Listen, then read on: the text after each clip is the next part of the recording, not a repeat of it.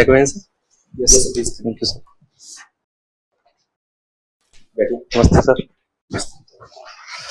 Thank you sir. अपना परिचय दें बिना अपना नाम बताए। सर मैं बाड़मेर के दोरीमन्ना जिले से हूँ, बाड़मेर के दोरीमन्ना से हूँ और मैंने 10th अपने गांव में ही मरुधर विद्यापीठ से और 82% के साथ उत्तीर्ण की। 12th मैंने मयूर नोबल्स एकेडमी बाड़मेर से और ग्रेजुएशन मैंने बीए प्राइवेट और इसके पैरेलल मैंने जीएनएम नर्सिंग की है और अभी मैं जेसीटीओ के पोस्ट पे और कमर्शियल टैक्सेस डिपार्टमेंट बाड़मेर में कार्यरत हूँ। अच्छा, बाड़मेर में अभी जो है वो पिछले कुछ सालों से बहुत ज्यादा विकास हो रहा है, डेवलपमेंट। जी सर। तो क्या इस कारण से वहां पे जो है वो मतलब इसके कुछ जो वो आप है ना फायदे और नुकसान दोनों बताएं। जी सर। बाड़मेर में पिछले समय से ऑयल का क्रूड ऑयल प्रोडक्शन और रिफाइनरी की वजह से और जो मिनरल्स है, इसके अलावा अनार की खेती और काफी नए नवाचार हो रहे हैं। इसके कई फायदे भी है। बाड़मेर की पर कैपिटा इनकम राजस्थान में सबसे ज्यादा है और इसके अलावा इंफ्रास्ट्रक्चर का डेवलपमेंट हुआ है और इसके अलावा इसमें कुछ नुकसान भी है, जैसे अपराध का ग्राफ भी लगातार बढ़ रहा है और इसके साथ ही कुछ सामाजिक समस्याएं, पर्यावरण से रिलेटेड समस्याएं भी सामने आ रही है सर। जी। अच्छा, आप जीएनएम भी रहे हैं पहले। जी सर। अभी हाल ही में आई फ्लू फैल रहा है जी और लोगों में एक प्रकार की अफवाह फैल रही है कि इस बार जो आई फ्लू है वो थोड़ा हानिकारक है और इस कारण से लोगों के आई विजन जो है वो मतलब जा भी रही है, कम भी हो रही है। आप क्या मानते हैं इसमें, संभव है कि फ्लू से विजन कम? मुझे लगता है सर फ्लू से ये सब संभव नहीं है, ये सब अफवाहें ही है। फ्लू के बेसिकली 3 रीजंस आई फ्लू के जो अभी है कि या तो बैक्टीरियल होगा या फिर वायरल होगा या फिर एलर्जिक होगा। तो इसमें विजन लॉस होने जैसा तो मुझे नहीं लगता कि ऐसा कुछ होगा, लेकिन लोगों में रेडनेस, आंखों में रेडनेस, इचिंग, ये एक कॉमन प्रॉब्लम है और ये नॉर्मली होती रहेगी। मांड गायकी के बारे में बता दीजिए। मांड गायकी सर, जो बाड़मेर जैसलमेर का जो इलाका है इसको मांड दरा कहा जाता था। तो इसमें जो भी गायकी लोक संगीत यहाँ पे जो विकास हुआ इसको मांड गायकी कहा जाता है। Yes sir. जेसीटीओ के पोस्ट पे आप अभी हैं। जी सर। क्या क्या काम है आपके? सर सबसे प्रमुख काम तो है GST return compliance, SGST related. SGST CGST दोनों, क्योंकि रिटर्न में अगर टैक्स बेनिफिट दोनों स्टेट और सेंटर को बराबर रूप से मिलते हैं और इसके अलावा हायर अथॉरिटीज को असिस्ट करना, जैसे कोई सर्वेक्षण की कार्यवाही हो या फिर कहीं goods in transit, road checking के मामलों में और business audit, scrutiny of returns, इन सब कामों में हायर अथॉरिटीज को हेल्प करना। इसके अलावा मार्केट से इनपुट लेकर के हाल ही में जो कसिनो है, जी सर, हॉर्स राइडिंग है या ऑनलाइन जो गेमिंग होते हैं, जी सर, इनके ऊपर 28% गेम इम्पोज किया गया, ये GST इम्पोज किया गया है। जी सर। तो डायरेक्ट आप ऐसे ही किसी चीज के ऊपर इम्पोज कर सकते हैं जो GST में शामिल नहीं थे, उसके लिए अमेंडमेंट करना होगा? सर अमेंडमेंट की तो जरूरत नहीं है, लेकिन इसमें जीएसटी काउंसिल डिसीजन लेती है। जीएसटी काउंसिल का डिसीजन होता है सेंटर स्टेट दोनों मिलकर के जो जीएसटी रिलेटेड जो भी डिसीजन होता है वो ही करते हैं। तो अभी ये फिर अमेंडमेंट क्यों किया गया इनके ऊपर जो 28% GST लगाया गया है? ये सर ऑनलाइन गेमिंग, कैसीनो, ये असेंशियल जो सर्विसेज है उसमें नहीं है। ये इनको लग्जरियस माना गया, इसलिए जो लग्जरियस जो भी आइटम्स या फिर सर्विसेज है उनमें 28% जीएसटी काउंसिल को लगा और उन्होंने डिसीजन लिया। ठीक है। ये जो जीएसटी आया इसके बाद ईज ऑफ डूइंग काफी अच्छा हुआ है भारत का। बिल्कुल। क्या होता है ease of doing? Ease of doing business basically किसी राज्य में कोई फॉरेन डायरेक्ट इन्वेस्ट हो या फिर जो डोमेस्टिक इन्वेस्टर्स है उनको स्टेट की ओर से जो फैसिलिटीज प्रोवाइड की जाती है, तो इसे ईज ऑफ डूइंग बिजनेस कहा जाता है। इस वजह से जो स्टेट जितनी ज्यादा फैसिलिटीज प्रोवाइड कराएगा उस राज्य में बिजनेस के द्वार उतने ही ज्यादा खुलेंगे। फैक्ट जो सेल कंपनीज बन रही है, जी सर, उनको रोकने के लिए आप क्या स्टेप उठाते हैं? उनको रोकने के लिए सर जो स्टेट की बिजनेस इंटेलिजेंस यूनिट है वो आर्टिफिशियल इंटेलिजेंस से डेटा एनालिसिस करके हमको रिपोर्ट्स भेजती है। हम खुद मैनेजमेंट इंफॉर्मेशन सिस्टम MIS से कुछ रिपोर्टें देखते हैं उस आधार पे, और कोई नया रजिस्ट्रेशन होता है तो हम कोशिश करते हैं कि उसमें उस पे शुरुआत के 5-6 महीने तक हम वॉच करते हैं। अगर उसका हाई टर्नओवर हो रहा है तो वो किस पर्पज से हो रहा है, हम उसके लिए उसको फोन लगाते हैं, जो उसका गेट एक्सपायर डिटेल है उसमें उसके नंबर होते हैं, हम फोन लगाते हैं। तो अगर फोन नहीं लग रहा है, मेल आईडी पर्सनल है, और ज्यादा इवेजन की कमोडिटी में अगर उसका HSN कोड दिख रहा है हमको, तो हम उसका फिजिकल वेरिफिकेशन भी करते हैं। Sir please. अभी आपने बताया कि बाड़मेर में पर कैपिटा इनकम है वो राजस्थान में सबसे ज्यादा है। जी सर।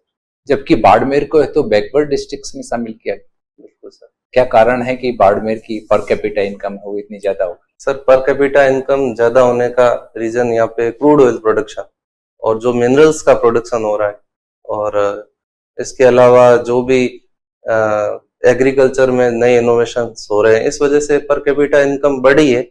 लेकिन बैकवर्ड इस वजह से है क्योंकि एक रूरल और डेजर्ट का विस्तार सबसे ज्यादा है बाड़मेर जिले में।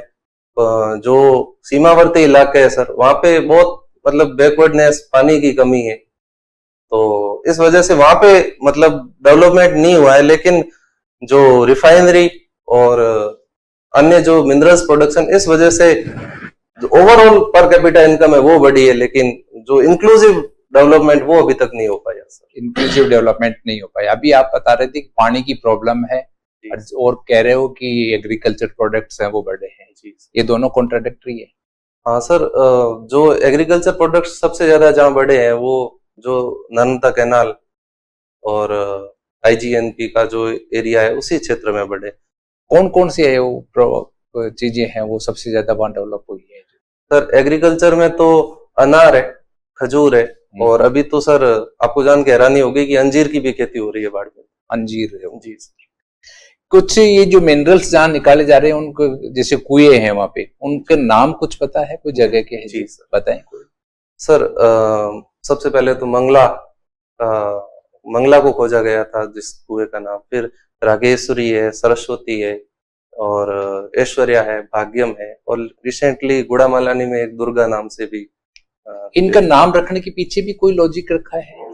सर मुझे एग्जैक्ट ध्यान तो नहीं है, लेकिन मैंने एक सुना है, अगर आपको तो मैं अनुमान कि जो वेदांता जो कंपनी के जो मालिक है उनके पारिवारिक सदस्यों के नाम पे रखे गए, और कहीं भी ये भी सुनने को मिलता है। वेदांता से क्या लिंक है उनका वहां पे? वेदांता जो क्रूड ऑयल का प्रोडक्शन करने वाली कंपनी। किराड़ू के टेम्पल भी वहां पे हैं? बिल्कुल सर। क्या विशेषता है उन किराड़ू के टेम्पलों की? सर, किराड़ू के टेम्पल परमार शासकों द्वारा निर्मित है, और ये 12वीं शताब्दी में निर्मित है। 5 मुख्य मंदिर है, और सबसे प्रमुख मंदिर तो उसमें सोमेश्वर मंदिर है, महामारू शैली में है, और अभी जीर्ण शीर्ण अवस्था में। वहां केमल राइडिंग है, वो एक बिजनेस है, रूरल लोगों का है वो, लेकिन केमल की जो संख्या है वो लगातार है वो कम होती चली जा रही है। क्या कारण है कि केमल की जो संख्या है वो कम होती जा रही है? सर, सबसे बड़ा कारण तो ये है कि जो ट्रांसपोर्ट के साधन ज्यादा बढ़ गए, तो और रूरल एरियाज में रोड इंफ्रास्ट्रक्चर का डेवलपमेंट हुआ है। तो पहले लोग केमल का ट्रांसपोर्टेशन के लिए यूज करते थे, तो अब वहां पे व्हीकल्स बढ़ गए, और इसके अलावा केमल का ज्यादा यूज रहा नहीं है। पहले पानी लाने में इसका यूज होता था, और खेती में भी यूज कर लेते थे, लेकिन अभी मशीनरी का यूज बढ़ा है तो केमल का इतना यूज नहीं होता है सर। चलिए ठीक। आप मुझे ये बताएं, मोटर ग्रीस लगाते हैं ना कार में, मोटरसाइकिल। जी सर। क्या ये पेट्रोलियम प्रोडक्ट है? सर, ये पेट्रोलियम प्रोडक्ट तो है। क्या ये GST में शामिल है? जी सर। GST से संबंधित मेरा लास्ट सवाल ये है कि इस पे जो सजा का प्रावधान है वो PMLA के तहत है, prevention of money laundering act. क्या है ये?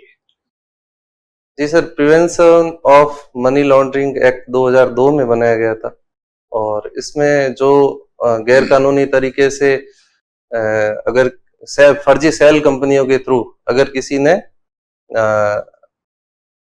जो भी उनका ब्लैक मनी है उसको व्हाइट करने की कोशिश करते हैं, तो उसमें पीएमएलए लागू होता है सर।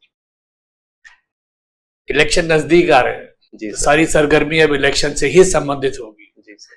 चीफ इलेक्शन कमिश्नर, इसको लेके अब यह है कि कौन नियुक्त करेगा, सरकार बदलना चाहती है, ये क्या इशू है? जी सर, सुप्रीम कोर्ट इस मामले में सुप्रीम कोर्ट ने डिसीजन दिया था कि जो चीफ इलेक्शन कमिश्नर की नियुक्ति है वो एक बॉडी के द्वारा की जाएगी, जिसमें प्राइम मिनिस्टर और लोकसभा विपक्ष के नेता और लोकसभा स्पीकर, इन 3 सदस्यों का एक निकाय चीफ इलेक्शन कमिश्नर की नियुक्ति करेगा। लेकिन अभी कल ही सरकार ने इसको चेंज कर दिया है, और सरकार के अनुसार ये प्रधानमंत्री चेंज कर दिया है या बिल लेके आएंगी सरकार? माफी चाहूंगा सर, अभी अपडेट नहीं। चलिए मुझे प्रक्रिया बताएं, बिल जो होता है क्या है, और फाइनली जब वो एक्ट बनता है, मतलब जब लागू होता है, पूरी प्रक्रिया क्या है?